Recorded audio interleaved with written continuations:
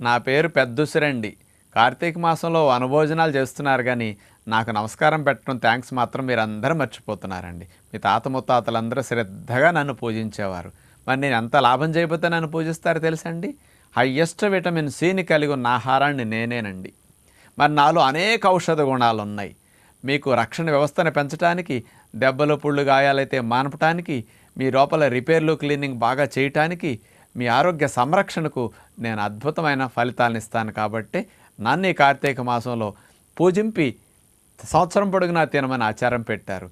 నన్ను మాత్రం కాయలుగా ఉన్నప్పుడు వాటిని తీసుకెళ్ళి మొక్కలు కోసి ఎండపెట్టి సంవత్సరం పొడుగునా దాచుకుని మీరు ఆ మొక్కలు సప్పరించటం, పొడి చేసుకుని ఆకటం చేయండి. ఫ్రెష్గా ఉన్నప్పుడు తినడానికి ప్రయత్నం చేయండి. నన్ను మాత్రం నిలవ పచ్చళ్ళ రూపంలో, ఆవకాయల రూపంలో పట్టి పాడు చేసుకోకండి. ఆరోగ్యాన్ని కోల్పోకండి.